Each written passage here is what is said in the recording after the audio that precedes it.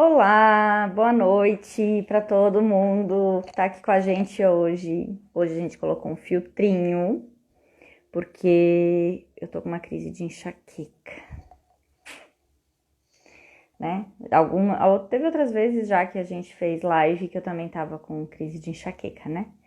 E aí me aconteceu a mesma coisa, eu precisei colocar um filtrinho porque eu tava com uma crise de enxaqueca. Hoje de novo, outra crise de enxaqueca.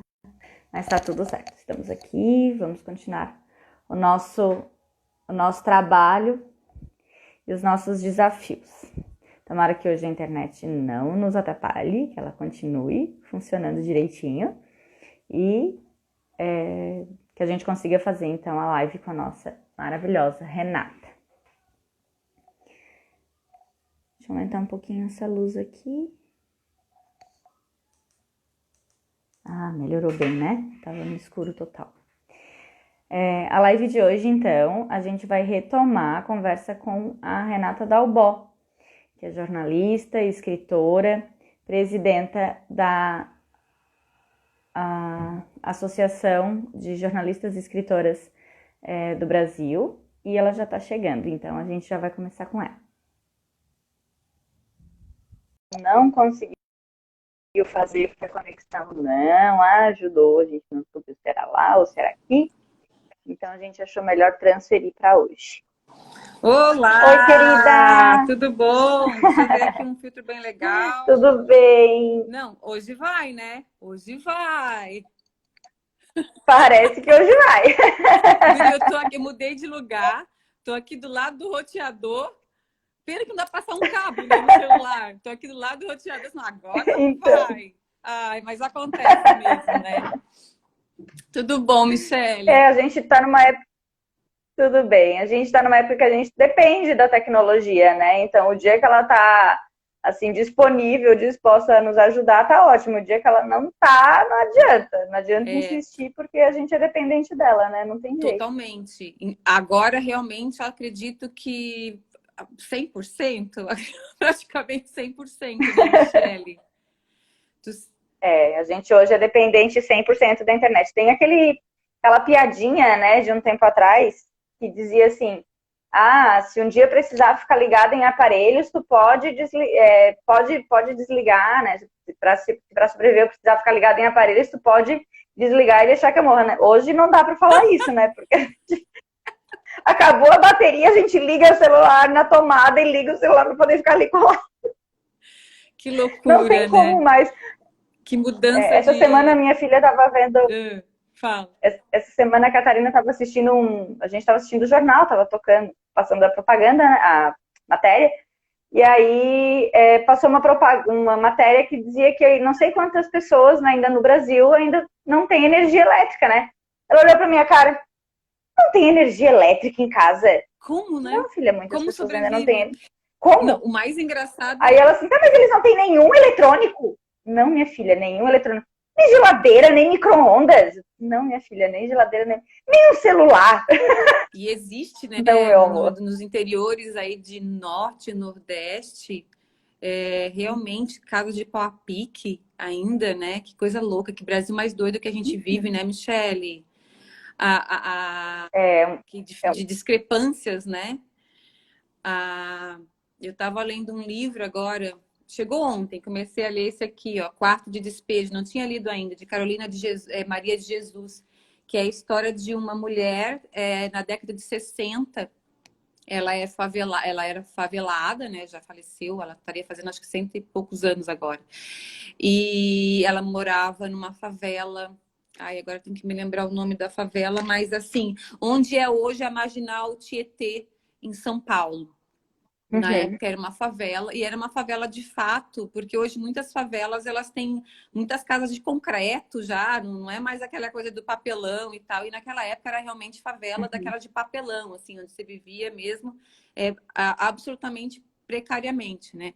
E é interessante que daí um jornalista foi fazer uma entrevista nessa favela, foi um jornalista da Folha de São Paulo na época, fazer uma entrevista nessa favela com os moradores para ver como é que era a vida deles lá, enfim, né? Como é que era viver numa favela naquela época. E aí ele encontrou a Carolina Maria de Jesus. Ela tinha, se não me engano, uns 40 diários escritos sobre os dias dela passados na favela. E aí eu recém comecei, assim, o livro é muito interessante, porque ela consegue, através do diário dela, passar exatamente o que é uma dona de casa, mãe de 3 filhos, que mora sozinha com os filhos, que assume. Então, ela catava papel de dia para poder comprar pão para os filhos à noite, sabe? Ou vice-versa. Ia catar papel de madrugada, chegava meia-noite. Aí não tinha, por isso que me lembrei, não, obviamente não tinha luz, né? Água também não tinha, então ela chegava às 11 horas da noite, ia buscar água para se lavar, para fazer comida, e aí deitava mais de meia-noite, e assim era a vida dela. Ela registrou tudo isso em diários, assim. E a grande protagonista, além dela e das pessoas da favela, é a fome. Eles realmente passavam fome diariamente. Tinha dia que não tinha realmente o que comer. Então, essa ainda hoje, isso em 1960, né? Tu já imaginou daqui passando o quê? 40, 60 anos, ainda hoje temos problemas muito parecidos com esse aqui no Brasil, né? Isso é muito doido. É isso mesmo. E é isso que eu ia te trazer, assim, a gente lê um livro de 1960 e pensa, nossa, mas isso muito longe, já acabou, não, isso é real, né? Isso, a gente tinha as favelas, a gente ainda tem favelas em formação no Brasil, eu trabalho com habitação, né? E a gente tem as ocupações urbanas, né? A gente tem o movimento de sem teto, a gente tem o movimento sem terra, e a realidade deles é exatamente essa, né? E a gente tem as moradias precárias, né? Que nem sempre são favelas verticais, né? Como morros, coisas assim. Mas são pessoas que moram nas mesmas condições, Sim. né? Sem lugar para morar e que vão usando os materiais que vão encontrando, né? E a fome, ela é uma protagonista persistente na vida do brasileiro, né? Sim. Não só na favela, em muitos lugares, né? E isso que a gente está vivendo agora, a gente tem essa perspectiva de que isso vai voltar com muito mais intensidade, Muito né? A mais gente intensidade. teve saindo dela e agora a gente está voltando, né? E aí a gente percebe que essa narrativa é uma narrativa feminina, né? E esse cuidado é catar o papelão para trazer a comida para os filhos, né? Então essa rede do cuidado é sempre para o outro, né? Aí a mulher fazendo isso para o outro, né? Talvez se fosse para ela mesma, ela não faria. E ela era criticada pelas vizinhas. Ela conta isso, ela é criticada pelas vizinhas porque ela não tinha marido, tu vês. E era sozinha com os filhos, e ela tinha que deixar os filhos em casa. Tinha o mais velho, tinha do meio, tinha a pequenininha, acho que não diz exatamente a idade, mas eu acredito que 2 em 3 anos. E ela ia trabalhar angustiada, porque ela sabia que eles estavam sozinhos. E eles, o mais velho, às vezes atazanava os vizinhos e tal, era mais bagunceiro. E os vizinhos chegaram a colocar dejetos dentro da casa, em cima das crianças, porque estavam incomodando. Então, ela conta umas coisas assim que a gente acha tão absurdo, mas é a mais pura e cruel realidade, né? E até hoje tem muita gente que vive ainda. E as mulheres, né? Ela falando, e é interessante essa questão da mulher não apoiar a mulher, né? As vizinhas a taxarem porque ela era sozinha naquela época, ela não queria marido, porque ela disse que só atrapalhava, ela conseguia criar os filhos dela sozinha, e ela coloca no diário, é muito melhor eu ficar sozinha do que igual fulana de tal, que é espancada diariamente, ou fulana de tal, que fica buscando o marido no bar todos os dias, e ela escracha, chega umas coisas que é engraçado, porque ela escracha todo mundo. Eu estava ouvindo um vídeo falando sobre o livro, eu adoro ler o livro e ver vídeos sobre o livro, aí eu vou bisbilhotando tudo que tem. E ela botou ela é diário, né? Então eles tentaram modificar o menos possível, inclusive a maneira de se escrever, os erros ortográficos permaneceram, sabe? Só tiraram Que aquilo que é lindo. muito redundante. Como ele falou, assim, praticamente em todos os dias ela falava sobre a fome. E aí eles tiraram isso porque ia ficando muito repetitivo, apesar de que era uma Uhum. realidade que ela vivia e as pessoas ao redor dela também. Então, assim, é muito interessante a história, vale a pena. Esse aqui é um livro que eu recomendo que leia, que é Quarto de Despejo. Vendeu horrores, assim, muito, muito, muito. Era um livro com poucas tiragens, daqui a pouco vendeu, acho que em 13 idiomas, assim, vale a pena, Nossa. para conhecer Depois esse a nosso gente deixa nos Brasil. comentários do. A gente deixa nos comentários do Isso, IGTV para as isso. pessoas poderem ver. Os livros que a gente for falando aqui, a gente Isso, eu tenho vai alguns aqui que eu colocando lá depois para as separei. pessoas Eu tô poderem. muito eu tô muito Ai, na escrita maravilha. feminina, assim, eu tô muito focada.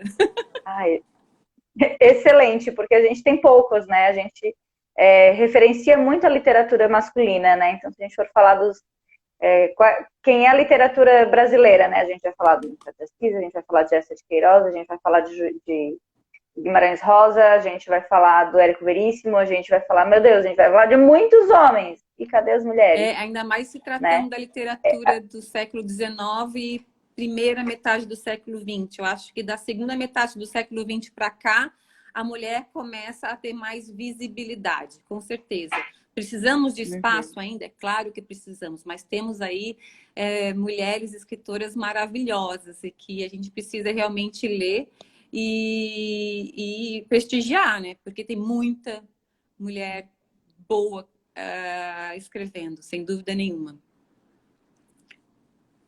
Vamos contar de novo a tua história, Pois é, então? acho que eu vou fazer uma coisa um pouquinho diferente para não ficar muito chato, né? Vai Eu acho maravilhoso. Eu vou te pedir desculpa antecipadamente de novo, porque tá. eu tô com uma crise de enxaqueca que não Ah, tem noção. Eu tô até inchada, assim, tô com meu rosto tá 3 vezes o tamanho dele. Porque eu tô com sinusite. ah, E aí hoje eu acordei assim, esse lado do rosto tá inteirinho doendo. E aí eu fui no médico, ele me deu uma receita de um remédio que eu nunca tinha tomado. E ele dizia assim, ó, tomar à noite, mas eu tava com tanta dor que eu disse assim, eu vou arriscar tomar agora, porque para eu ver tô se com muita dor. melhora. E aí, pra ver se melhora. E aí, no fim, ele não aliviou, tive que tomar outro por cima, então tô assim, meio devagarinho. Mas vamos lá. Não, Eu tô devagar, mas a internet hoje tá boa. tá, assim, uma coisa compensa a outra. Né, Uma coisa compensa, tá ótimo. E como eu sou muito acelerada, tá tudo bem, porque o meu devagar é o ritmo tá no normal de equilíbrio. todo mundo. Então tá no equilíbrio. A gente consegue chegar num ok. E assim é o nosso dia a dia, né? Hoje eu tive um dia bem atribulado. A minha funcionária, ela tá uma semana sem vir, um pouco mais. Hoje faz uma semana, porque ela começou a passar mal. Acho que até comentei semana passada. Começou também com febre e Sim. tal, acho que eu comentei. E aí ela fez o exame. Quando eu comentei contigo, ela não tinha tido resultado. Teve ontem e deu positivo. Pegou Covid. E aí vai ficar até semana Nossa. que vem. E aí muda um pouco as coisas aqui dentro, né? Porque todo mundo ajuda um Uhum. pouquinho, não tem nem o que reclamar. As crianças ajudam, eu Uhum. faço almoço, o Bruno lava, a Carol pendura a roupa, o Márcio também varre, a Mariana passa. Assim, todo mundo ajuda, mas acaba que a rotina da casa fica um pouco do lado do avesso, assim, né? E aqui em casa, como são Altera. 5 e mais o Pingo, o cachorro, é uma casa bastante atribulada. Como diz a minha mãe, tem sessões, né? Tem sessão do café da manhã, sessão do almoço, sessão da tarde, sessão.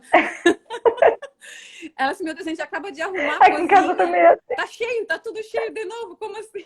A mãe ficou aqui um tempo, né? Porque ela tava se recuperando de uma cirurgia. E aí ela assim, meu Deus, eu acabei de arrumar a cozinha. Tipo, ela assim, não. E aí chega às 10 horas da noite, começa tudo de novo. Aí você vai ver no dia de manhã, tá... e assim vai. E por aí vai. Então, às vezes me dá uma Aqui em canseira. casa também. Dá. Aqui em casa também somos 5 e as crianças são pequenas, né? Os meninos têm 10 e a Catarina tem 8, então a idade é muito próxima. Então, Nossa, assim, tem as sessões e tem as brigas da divisão da tarefa. E sim. daí, ontem fui eu? Não, antes de ontem fui eu, mas ontem eu lavei mais panela, mas hoje eu não sei. Meu Deus! Tem dia que é vontade de dizer assim, ó, quer saber? Ninguém faz nada. Mas isso também é injusto, É, afinal de contas, nós moramos em um hotel. é. Então, assim, olha, não é fácil, mas no fim dá tudo certo. Ah, aqui tá minha Olha, a tia. gente está recebendo bastante Que bonitinha, recadinho. minha tia, minha madrinha de Juiz de Fora, Minas Gerais, assistindo. É muito legal isso, né? A gente aproxima realmente, né? A É, internet. A gente tem a, a Isis Bess também entrou. Pessoal bacana, que bom, a, que bom. a Maria Liz, uma amiga minha maravilhosa, que inclusive está precisando de ajuda para fazer uma cirurgia nos rins. Ó, Está com um problema bem sério de rins e não está conseguindo fazer a cirurgia pelos TUS. Mandou um recadinho elogiando o livro. Ela disse que o livro é maravilhoso mesmo, já leu. sim. Então, mais uma chancela aí para o livro. Quero muito ler. Depois eu Minha vou mãe tá atrás dele aqui, para. deu um oi, olha, nos prestigiando, que legal. Olha só. Pelo menos a Ah, eu família adoro tem quando que a mãe estar, da né? gente assiste. É. A Sandra Lodete também, que amor, olha aqui, tá aqui conosco também. O pessoal vai entrando, é tão bom, a gente vai conversando, o pessoal vai entrando. Uma maravilha, né? Eu adoro. Eu adoro fazer live, eu adoro. Vou te confessar que eu adoro. Se eu pudesse, eu fazia todo dia, mas as pessoas iam cansar da minha cara. Então, Ô, a Michelle, gente na faz uma vez por verdade, uma semana. conversa boa é tudo de bom, né? A gente começa a conversar e perde a noção do tempo. Eu lá no bate-papo literário, eu tenho um tempo mais restrito. Poxa, a live ela vai 1 hora. Quando você vê, acabou só 1 hora, mas 1 hora rende, dá para conversar Uhum. bastante coisa. No programa, são 3 blocos de 8 minutos. Então, É assim, muito curto. eu começo a conversar, eu faço uma pauta, eu faço um roteiro e tal, começo a conversar, quando eu vejo que está acabando, aí eu tenho que atribular para dar tempo de perguntar pelo menos as coisas principais, mas é muito curto, assim. E uma coisa legal que essa semana eu comecei a gravar, semana passada eu comecei a gravar novamente, depois de 4 meses sem gravar por causa da pandemia. E aí foi nesse novo formato. Até a Sandra Lodete, que está aqui, foi uma das minhas convidadas.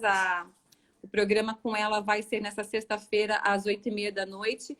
E aí foi uma novidade também, assim, porque aí, em vez do convidado estar ali do lado, né, de ti, enfim, ele tá na telinha do computador. E a gente vai se adaptando, né, ao jeito. Mas foi muito legal, olha, não perde. O que perde, eu acho, mais é a questão do calor humano, né? De você estar ali próximo. O abraço, O né? A abraço, chegar oportunidade e do cumprimentar a abraço, né? pessoa. E ter aquela conversinha antes do programa, sabe? Que vai criando um vínculo. Uhum. Isso é legal também. Mas, por outro lado, uma coisa que eu não podia fazer antes é sair daqui de Tubarão para entrevistar pessoas fora do estado, ou de repente mais longe e tal. As pessoas tinham que vir aqui até aqui para gravar. Agora as coisas já facilitaram e como é que é? O mundo está ao meu alcance. Eu posso entrevistar escritoras e escritores do mundo inteiro e isso também é maravilhoso. Então tudo tem os prós e os contras, né? Só a gente poder aproveitar a parte boa de cada coisa, né, Michele? É isso mesmo, e a gente tem que insistir em olhar o que é bom também, né, Renata? Porque é um universo, a gente está num momento difícil Muito do difícil. mundo Às e vezes das nossas próprias vidas, dá né? um desânimo. Tem hora que a gente dá Dá, uma baqueada, dá. assim, e aí a gente vai e avalia. Eu recebi uns cards essa semana sobre como se desenrola o estudo das vacinas, né? Então, assim, a perspectiva é muito longa. Não Porque vai são ser para já, várias né? Vai longe. etapas. Essa da Rússia aí que estão falando que vai estar pronta até o final do ano, mas eles não tem como ficar pulando etapas. E aí, como é que você vai saber que esse negócio realmente funciona? Complica, né? Exato. E aí nós nos colocamos em risco também, né? Então a gente tem que ter na Tá tudo bem eu aí? acho, né, bom, tá minha filha correndo atrás do cachorro, correndo o cachorro correndo atrás da minha filha, mas enfim, o resto tá tudo ok. Ô, Michele, e assim, eu acho que a E palavra aí a da gente ordem, precisa insistir. a palavra. Aí a gente precisa insistir de olhar o que é positivo Isso. mesmo, né?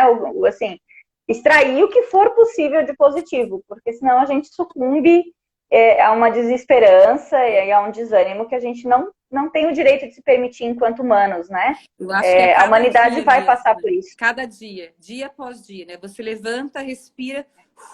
Hoje.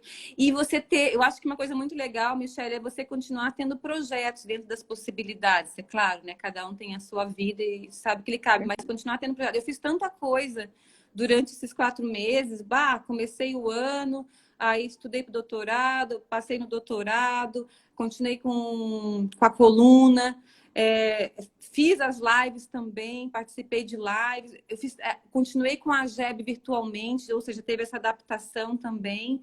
Nossa, tanta coisa, e, na verdade, passaram-se 4 meses e foram meses produtivos, assim, não dá para ficar parado, né?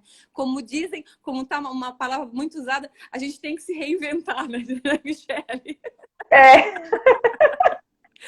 Várias expressões que a gente tem usado tanto que daqui a pouco a gente está com raiva da palavra, a gente não usa mais. Mas é mais ou menos. Quem trabalha com escrita tem isso, né? Daqui a pouco tem que cuidar com a palavra que usa para não cair naquele lugar clichê, de não poder mais usar aquilo. Vira clichê. É. Mas então. Mas vamos lá, vamos contar a tua história. Lá, então. Na verdade, eu preciso sempre voltar num ponto que eu acho que é o ponto de partida, sabe? Que é quando eu falei lá que eu fiz o ensino médio, e no ensino médio eu fiz um ensino técnico de computação. Como eu falei, computação era uma coisa que estava na moda. Isso estou falando de 85, tá? Os computadores, os PCs, né? Os personal computers, chegando não em todas as casas, mas nas empresas, nas escolas. E aí a gente achando tudo isso maravilhoso, jovem e tal, computador, pá! Nossa, coisa do século XX. Não era século XXI ainda, né? Ainda faltava um tanto do século XXI. Mas então, e aí vou fazer esse curso. Bom, o curso não teve nada a ver comigo, obviamente, né? Mas enfim, na época eu tinha 15, 16 anos, a gente vai se descobrindo. Mas o estágio que eu tive que fazer para o curso, que foi uma bolsa, se não me engano, foi do CNPq, eu consegui fazer pela USP, através do IEB, que é Instituto de Estudos Brasileiros. E aí, lá eu conheci pessoas maravilhosas. Musicista, porque é um instituto que tem história, trabalha com história, trabalha com música, com arte. Bom, caí dentro do meu pedaço, sabe? E lá eu tive a chance de trabalhar num projeto do... Aí eu ia te trazer naquele dia e no final, o meu marido estava trabalhando no quarto e eu não consegui pegar. Dicionário Musical Brasileiro do Mário de Andrade. Esse é o livro. Depois eu vou explicar para você por que o livro está assim. Tá vendo que ele está todo manchado? Tá, então, esse projeto do dicionário e a Flávia Camargo Toni, que eu brinco que era minha chefa na época, mudaram a minha trajetória. A partir dali, eu quis fazer jornalismo. E aí, quando a gente estava terminando de fazer esse projeto, acontece da revista Veja, dá uma olhada na capa. Uau! Né? Lula, meu amor. Ó, de 18... Histórico, é o Sarney, né? Hein? É o Brizola. É o Sarney do lado? Lula. Brizola. Brizola e Lula, Guri, olha só. Gente! 18. Eu confundi o Sarney, o Brizola e o Sarney, porque tá um pouquinho desconfigurado. Tá, gente? Não é que eu confundo o Brizola com o Sarney, não. Não, mas parece... Isso é um faltério. Parece mesmo. É verdade. O Lula que tá um pouquinho desconfigurado.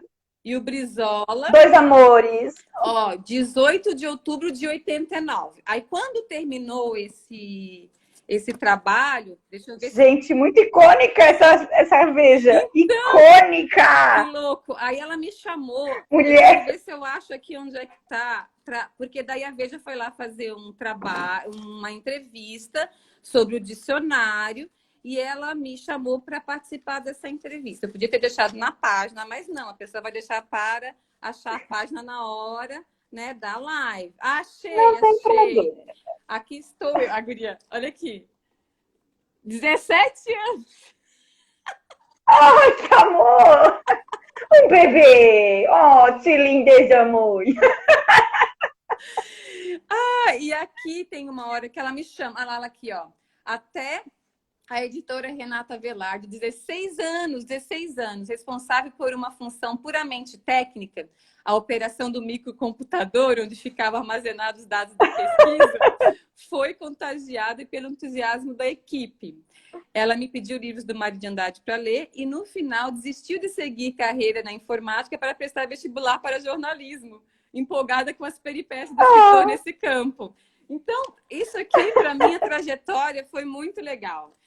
E eu vou te explicar porque... Mas com certeza. Ó, e a revista tá vendo que ela tá toda caída, né? O que que aconteceu? Numa Aham. dessas nossas férias, que está descrita no meu livro Para Ti, deixa eu ver se eu tenho ele por aqui. Esse aqui é o meu segundo livro, que fala sobre as nossas férias em família. Então, em 2009, eu estava grávida da Mariana. Nós fomos passear em Juiz de Fora, onde mora meu pai, mora meus tios, minhas tias, meus primos. A gente foi passear lá. E aí o pai disse assim, ô Renata, você não tem aquela revista... Porque na época eu tinha 16 anos, ficava com uma revista com o pai, uma revista com a mãe e tal. Você não tem aquela revista e nem um dicionário na sua casa, né? Falei, ah, pois é, pai, não tem. Ele disse, então, leva o meu, guarda lá na sua casa, que vai ficar bem guardado, você merece e tal. E aí eu peguei a revista, peguei o dicionário e botei num plástico e deixei no carro. Aí nós fomos passear em Ai, que Paraty. medo.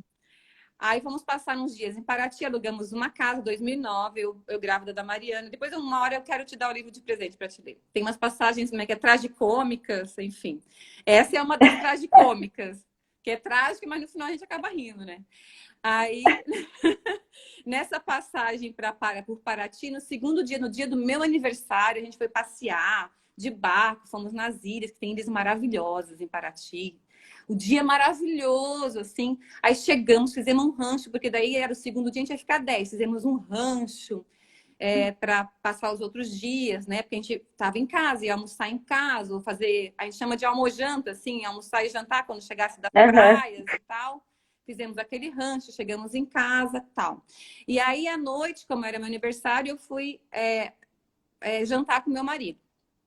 E Paraty tem aquelas chuvas temporais de verão, assim, né? Aquelas temporais. Verão. E aí chegou lá pelas 8 horas da noite, a gente foi jantar e começou a chover. A gente ficou dentro do restaurante, chovendo e tal. Chovendo estava, chovendo continuou, fomos para casa e deitamos. Lá pelas 2 da manhã começou alguém, vizinha, acorda, vizinha, acorda. Disse, meu Deus, Márcio, você tá ouvindo? Ele assim, pois é, eu acho que estão chamando mesmo. Esperamos mais um pouquinho, vizinha. Aí fomos na janela, era uma vizinha do lado, ela assim, acorda, enchente.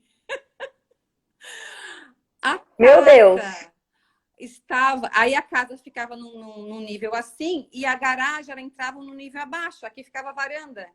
Nós chegamos lá Deus. fora, tinha uma correnteza entrando pela casa, já tinha invadido a garagem, o carro já estava debaixo d'água, já tinha passado por trás e já Meu estava entrando Deus. na varanda. Sim. Meu Deus. Quebrou um dique, porque lá tem muitas cachoeiras, sabe? E aí a Sim. força da chuva quebrou um dique que contém as cachoeiras e essa água veio de uma vez só descendo. Rio Meu Deus do abaixo. céu. E inundou toda uma parte de Paraty.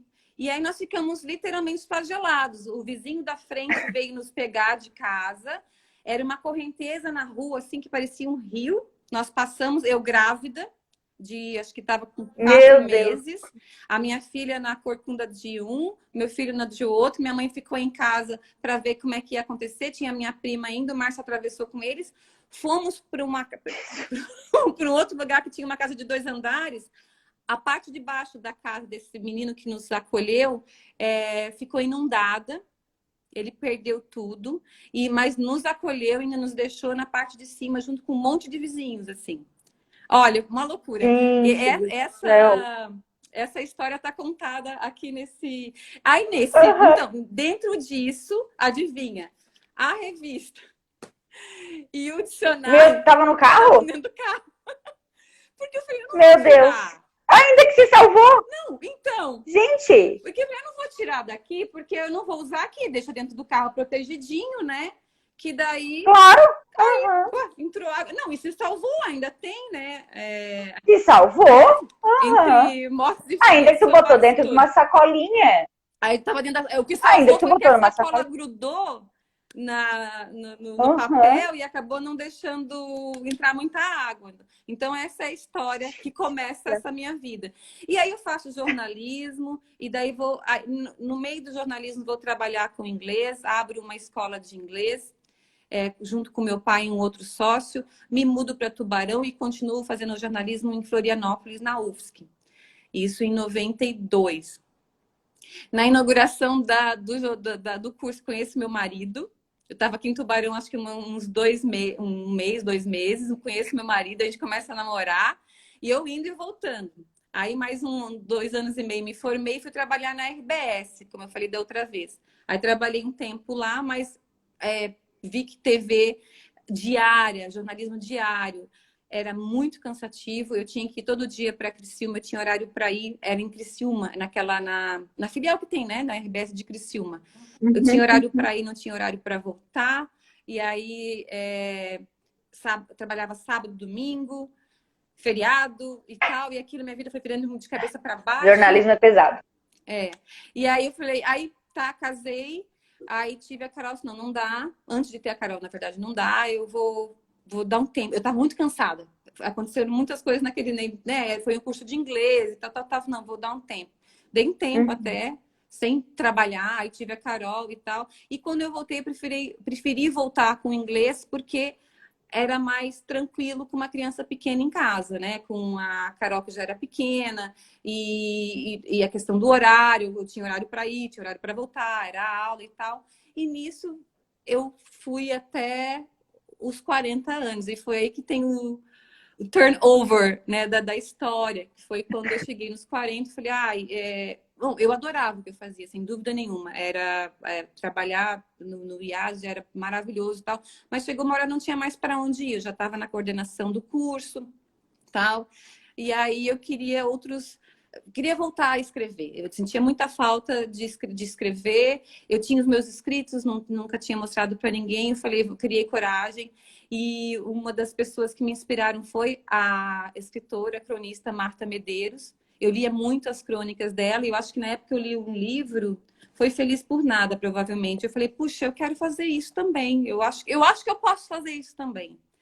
E aí fui atrás de jornal, conversei com o Flávio, com o Tomás, levei umas crônicas que eu já tinha escrito, enviei umas crônicas também para Marta Medeiros e pedi uma opinião. O que tu acha? Tu acha que dá para eu ir em frente, tal? E ela me deu a maior força. Vai em frente, tu és uma iniciante com cara de veterana, tal. E aí tomei coragem. Aliás, essa semana eu vi uma live dela com a Bruna Lombardi falando sobre coragem. E eu acho que na vida da gente, a gente é movida a esses pequenos desafios, né? Onde a gente deixa o medo um pouquinho de lado, toma coragem e vai, né? Porque senão a gente não sai do lugar.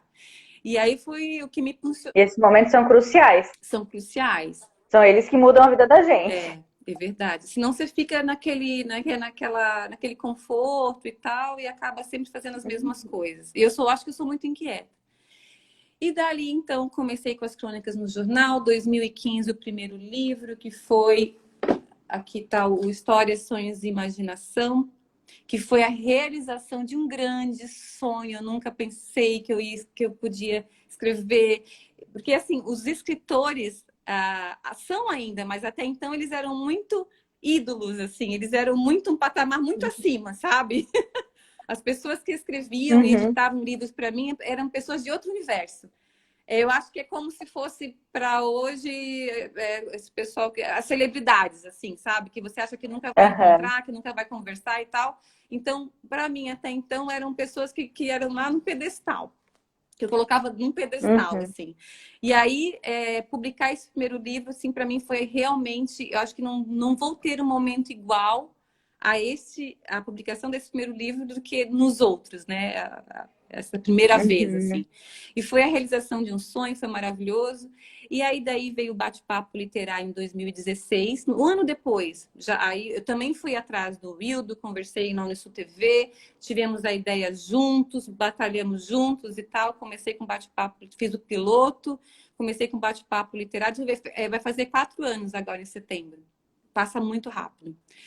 Depois do bate-papo literário, se eu não me engano, foi em 2017, comecei o meu mestrado. Daí, como eu falei da outra vez, eu acho que se você quer se aventurar em novos caminhos, você tem que ir em busca de um conhecimento maior, né? Se aprofundar naquele tema e realmente conhecer mais para poder crescer, né? Não ficar à deriva, né? Então, comecei o mestrado em 2017.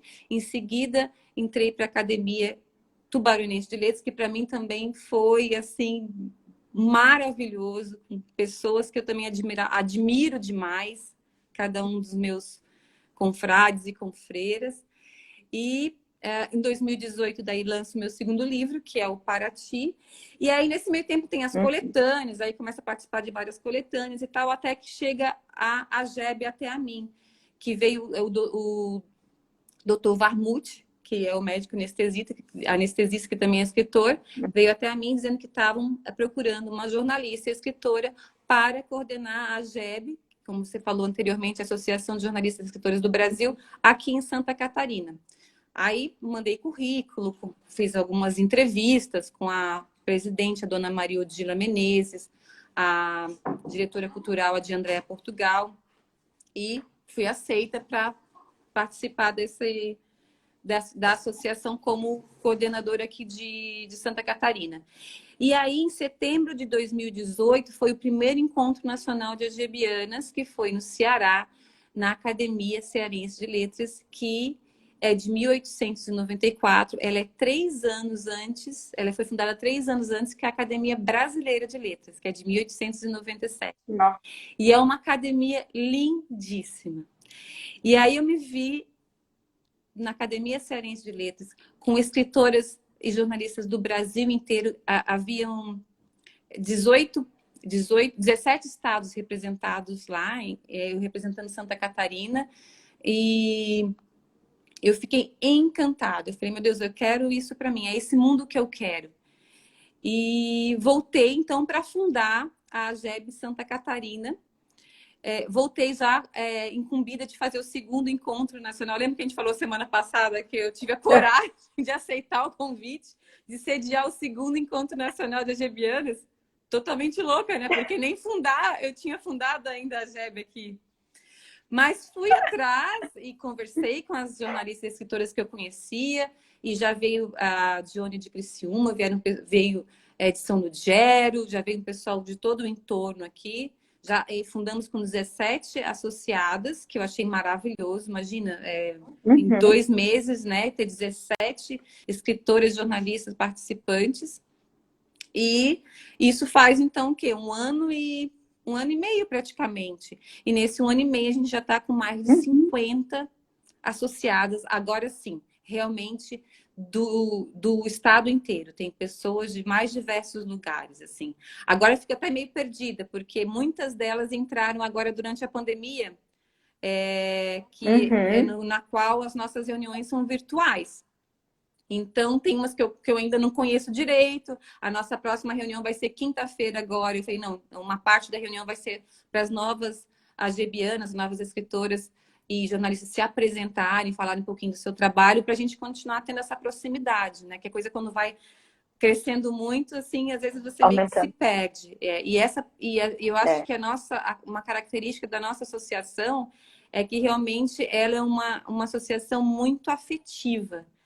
As mulheres que participam, elas se sentem muito amparadas umas pelas outras, sabe? É todo mundo dando força, e vamos lá, escreve, o que você escreve é lindo, e aí publica. Meu Deus, quantas publicações nesse 1 ano e meio? Acho que a gente teve umas 8, 10, mais, eu acho, publicações solos, tá?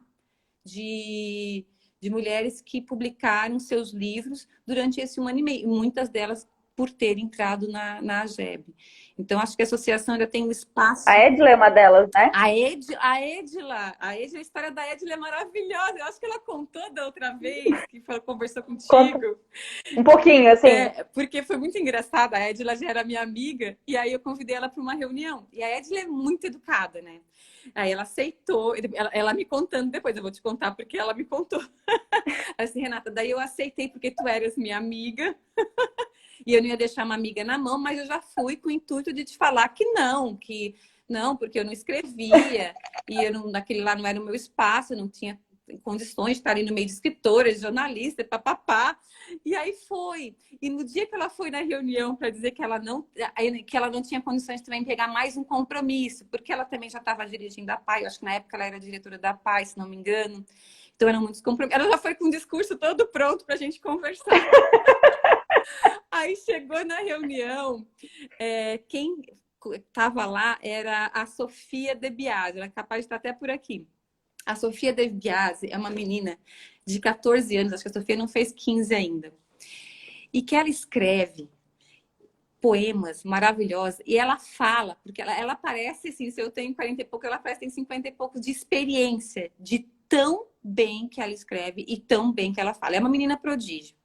E aí, nesse dia, ela foi falar do primeiro livrinho que ela publicou, que foi um livrinho manual, assim, feito caseiro, que ela foi para a tia dela, e em homenagem à tia dela, e leu os poemas que ela fazia e tal. E a Edila ficou muito... Não, guria, nós temos duas na AGEB, tá, Michelle? Nós temos a Sofia e temos a Carol Ávila, que também tem 15 anos e é maravilhosa. Fui no lançamento, antes dela entrar para a AGEB, eu fui no lançamento do livro da Carol, que é o Poema nas Estrelas, alguma coisa, o título do livro. E ela já estava publicando o segundo livro. E ela falava, olha, no lançamento do meu primeiro livro, eu tremia tanto, que eu fui fazer o meu discurso, eu não conseguia segurar no microfone de tanto que eu tremia. A Rita, que é a Rita Elizabeth, que é minha amiga, que eu chamei ela para falar alguma coisa, teve que segurar para mim. Eu falei, Rita, não consigo ler e segurar o microfone. E a Carol, quando eu fui no lançamento do livro dela, ela falou com uma desenvoltura. Eu falei, meu Deus, quando eu crescer, eu quero ser igual. Então, quando eu coloquei a AGEB aqui, quando eu fundei a AGEB, eu chamei a Carol. As duas fazem parte da fundação, a Carol e a Sofia. E foram as primeiras meninas que entraram com menos de 18 anos na AGEB. A gente teve que dar uma olhadinha no estatuto para ver, mas não tinha nada dizendo que não. Só dizendo que teria que ter um responsável junto e tal. E aí, nisso, a Carol já lançou livro, a Sofia já lançou livro. Aí, nesse dia, a Edila presenciou essa história da Sofia. Ela disse, não, eu quero isso para mim também. E tu vê, né? Foi por ela não dizer não que tanta coisa tem acontecido na vida dela em relação à literatura, né? Muito legal mesmo. Uma história bem bacana. E aí a Edila é uma das fundadoras também. Ela está conosco desde o início. E está crescendo de vento em polpa, né? E eu estou muito envolvida. Eu estou tão envolvida que a tese do meu doutorado que eu estou... Peraí. Parou. Só um minutinho que entrou uma ligação. Ah, peraí. tá.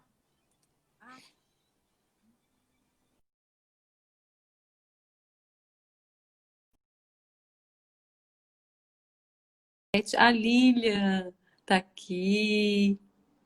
Jorge, escritor. Olha, Jorge Cury, que bacana. Tô vendo aqui, olha, Dai Fernandes, a Luzenilda, Gilmar Correia. Ó, o presidente da Catu tá aqui nos vendo. Ai, que maravilha, um Tá? beijo. Olha que legal. Eu acho que eu encontrei com ele numa reunião do Conselho de Patrimônio Histórico e Cultural. Eles tiveram lá para fazer uma reivindicação sobre o prédio, né? O lugar onde estava situada a Catu. Sim, e na Casa da foi, Cidadania, né? isso. Aí depois foi realocada no mesmo prédio. Foi, ali na antiga Casa da Cidade, né? Que agora foi reformada. Isso, Casa da Cidade, né? Na Casa da Cidadania. Casa da Cidade, né? E a gente está com um lugar bem bonito isso. lá agora. Tá com duas salas lindas, uma sala para guardar o acervo da academia e uma outra sala de reunião com uma mesa linda. Tá um lugar bem bacana. Só que a gente fez a inauguração no final do ano passado. E a gente ia ter a primeira reunião em março e aí veio a pandemia. E veio a pandemia. A gente nem conseguiu ainda fazer uma reunião de verdade ainda na nova sede da Catu. Que pena, né? Então, aí eu agora me perdi. Eu tava falando... Tava falando da Edila. Isso. Então, aí começou... Ah, tá. E aí eu tô tão envolvida com essa questão da AGEB e dessas mulheres. Na verdade, porque o que é a AGEB? A AGEB são mulheres que têm sonhos, que têm ideais, que escrevem, que querem apoio, que querem realizar esse sonho de publicar. Então, isso me encanta, né? De estar ao lado dessas mulheres e estar junto delas, né? Para poder crescermos juntos. Então, isso me encanta muito. E aí, eu fui procurar, eu fui fazer a minha tese, o projeto de tese de doutorado, que eu estou recém começando agora, é sobre as pioneiras da GEB, que, na verdade, foi fundada em 1970, ou seja, faz 50 anos. Eu falei da outra vez que a gente ia fazer uma Sim. linda festa agora, início de dia 8 de abril, que é quando é comemorado os 50 anos da GEB, e não pudemos fazer por causa da pandemia. A festa ia ser um encontro, ia ser o segundo encontro nacional em Brasília, né? Lá mora um dos filhos da Elê Veloso, que é a fundadora da GEB, mora em Brasília. Esse encontro ia acontecer lá e não foi mais possível. Provavelmente vai acontecer o ano que vem. Depois que vier a vacina, a gente vai conseguir reagendar, né, as nossas coisas, né, Michele? E aí, Sim. né? E torcer para que seja Ai, logo. vamos que seja até janeiro, já tô até feliz, assim. Ai, já é dezembro, janeiro. Para começar o ano que vem, sabe? Com novas É, energias. vivendo uma vida minimamente parecida com a anterior, né? Um pouco parecida. E aí, então, a minha tese fala dessas pioneiras da GEB e o que eu quero procurar ali? Vamos falar das memórias, né? Qual lugar que essas mulheres ocupavam na literatura feminina, no jornalismo feminino, na segunda metade do século XX? Porque muitas delas, das pioneiras, quando entraram para a GEB, já tinham uma certa idade. Algumas eram do final do século XIX. Tem umas que nasceram no início do século XX, 1903, 1905, ou final 1890, alguma coisa. Então, assim, com que lugar que elas ocupavam na literatura feminina? Porque foi uma coisa muito paulatinamente, elas foram tendo visibilidade, né? Muito através do advento do feminismo, a partir da década de 60. A partir da década de 80, começou a ter as pesquisas as pesquisadoras da crítica da literatura feminina nas universidades. Até então, não se conheciam mulheres escritoras, muitas delas do século XIX. Isso foi um trabalho de garimpagem das escritoras, das historiadoras, das pesquisadoras que resgataram essas mulheres. Júlia Lopes de Almeida, várias delas, até a nossa patrona aqui da GEB também. Elas fizeram um trabalho de resgate dessa literatura feminina, trazendo essas mulheres para o cânone literário e também no início do século XX. Então, o cenário da primeira metade do século XX para a segunda metade do século XX, ele muda bastante em relação à visibilidade. As mulheres realmente foram ganhando esse espaço, né? Tendo sua voz. Mas que espaço é esse? Né? E também outra coisa qual é a memória que essas mulheres têm em relação à GEB e às agebianas. E qual é a relação afetiva entre elas, porque é um trabalho de memória e literatura. Então, o trabalho gira em torno dessas questões, né? Desses problemas, vamos dizer assim. Então, muito legal. Bom, Michelle, eu vou falando, tá? Se quiser, pode me cortar. Vai? Pode falando, tô achando lindo. Eu falo pouco. Eu tô achando incrível. E eu tô encantada. Eu tô achando incrível porque assim, a gente precisa desse resgate, né? A gente precisa assim se reconhecer nessas mulheres, a gente precisa conhecer essas mulheres e se reconhecer nelas, né? Porque faz parte dessa construção daquilo que a gente está se vendo hoje, Sim. né? Se entendendo como mulher hoje, né? A gente só está conseguindo ocupar esse lugar hoje, estar aqui fazendo uma live, ocupando esse lugar, né? Se conhecendo, só tá podendo estar nesse lugar de presidenta, né? Isso, presidente presidenta da GEB, isso.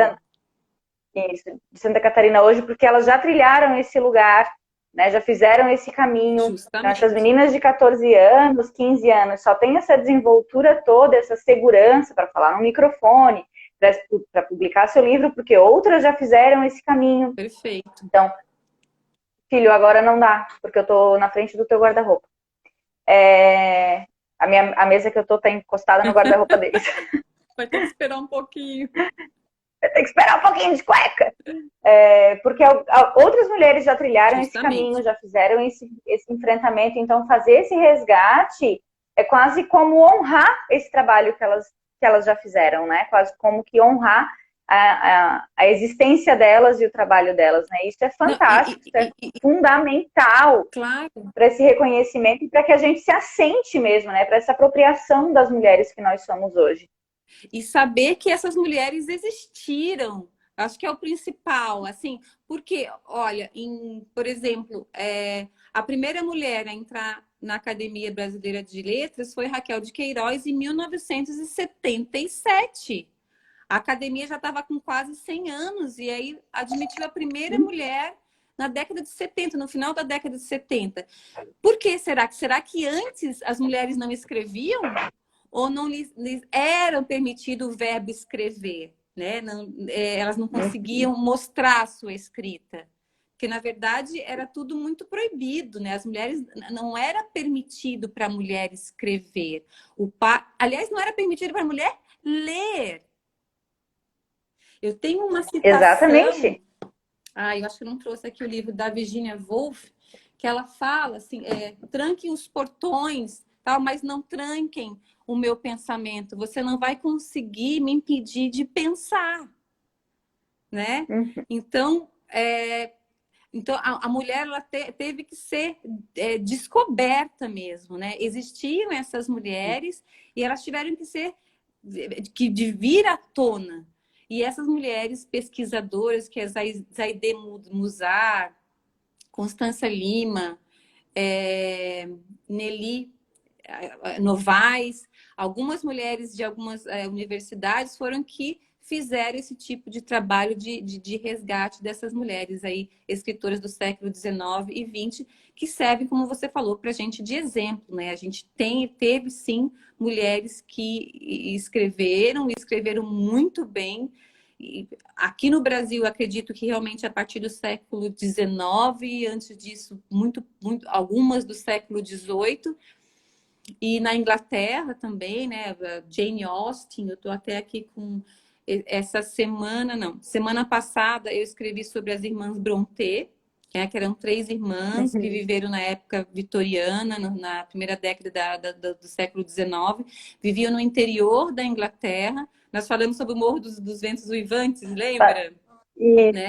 E escreveram, acho que foi a Emily Brontë que escreveu o Morro dos Ventos Uivantes, a Charlotte Brontë sobre a Jane Eyre, que é uma protagonista né, dos romances dela, e elas têm umas temáticas, elas falam de loucura, elas falam de divórcio, elas falam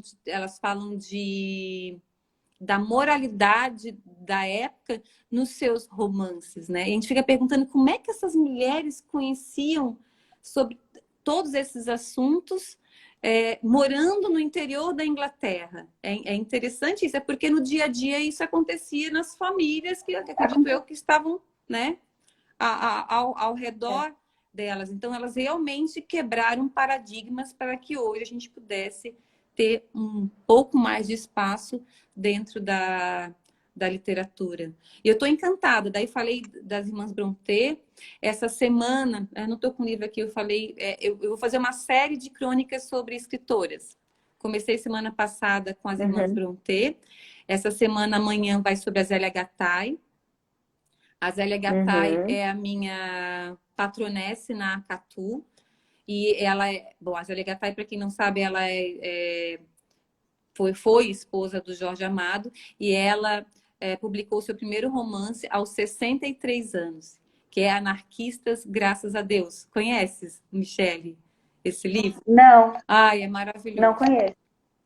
E nesse livro ela conta a saga da... A gente não conhece porque a gente conhece muito o Jorge Amado, né? Então, eu adoro Jorge Amado, mas eu sou apaixonada pela Zélia Gattai, que ela lançou depois, autor, ela também, ela ficou, o Jorge Amado faleceu e ela tomou lugar na cadeira dele da Academia Brasileira de Letras. E ela é sensacional. E a maioria dos livros dela é memorialístico, de memória. Então, em Anarquistas, graças a Deus, ela fala da vinda dos avós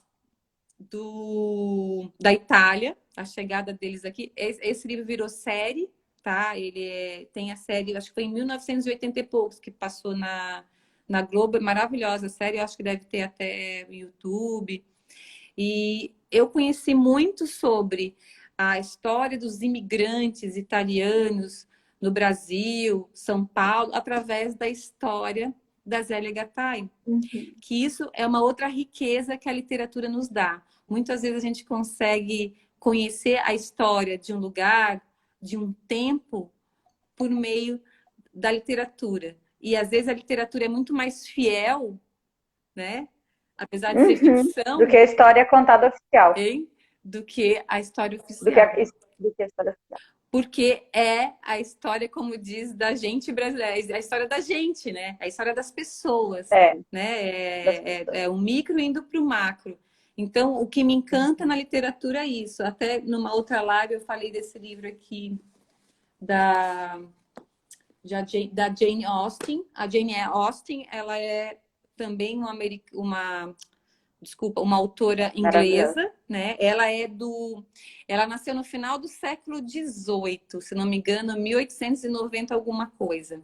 E ela é precursora do romance de costumes, que fala sobre o cotidiano, a família, como é que era a sociedade na época, como é que a mulher era tratada naquela sociedade vitoriana do início do século XIX. Aí uma coisa que me chamou a atenção aqui, bom, que a gente já sabe, é que naquela época as mulheres não podiam trabalhar. Então, os talentos que elas tinham era de coser, de pintar, tocar piano. Então, essa era as mulheres, através dessas habilidades, elas procuravam por um marido que lhe desse uma boa vida, que pudesse lhe dar uma boa vida. E aí é muito interessante que naquela época eles falaram assim, fulano de tal, ele ganha 10 mil libras por ano. Então esse aí vale a pena para marido. Sim, mas isso era falado abertamente nos bailes, dentro da família. Esse não. Tem outro que fala que era 2 mil libras por ano. Ele assim, tinha que ser no mínimo o dobro para ser um bom marido. É muito interessante. E é engraçado porque enquanto a mulher é colocada como um objeto dentro desses seus talentos de cozer, cozinhar, de ser uma boa parideira, digamos assim, né? De ser de boa família, né? Uma mulher que não traia, enfim, eles também são colocados como produto, né? Sim, Quanto que tu consegue oferecer para tua esposa, justo, né? De que tipo de qualidade de vida que tu vai oferecer para tua família? Só que tem uma coisa, para você casar com um homem naquela época que ganhava 10 mil libras por ano, a mulher ela tinha que vir com determinado dote, né? E aí esse dote também não era pouco. Então, o pai da noiva, ele tinha que proporcionar para o marido esse dote, né? Ela vinha com esse dote. Então, aí as famílias iam ver se valia a pena aquele casamento ou não, porque, na verdade, era um acordo entre pais, né? Por isso que a Jane Austen, que escreveu Orgulho e Preconceito, Razão e Sensibilidade, Persuasão, entre outros, ela nunca se casou. Porque ela diz que aqui no livro dela, as mocinhas, as protagonistas, as heroínas do livro dela, se casam por amor. Mas é um amor entre aspas, tá? Porque é um amor que o cara aqui também ganha 10 mil libras por ano. É uma junção de... Não é um amor por nenhum pobretão, não é nada disso. É um amor que põe a mesa, né? A gente tem que lembrar que Eu acho importante que a gente lembre que amor de barriga vazia, assim, Também é complicado, né? não tem amor que se sustente, né? Não, e uma coisa interessante da época que me chamou a atenção também é que os livros, a herança na época, não, a herança do o pai, ele não podia passar herança para as filhas. Tinha que ser para o filho, e se ele não tivesse filho, tinha que ser para um parente homem, um sobrinho, um primo, É, né? a mulher não podia acumular. Renata, a gente vai ter que encerrar essa e abrir Não, outra. será? Acho que não, vamos, a gente deixa para uma próxima live, não dá nada. A gente tem 20 segundos então, Então, ó, tá? beijo. A gente se vê. Obrigada, foi uma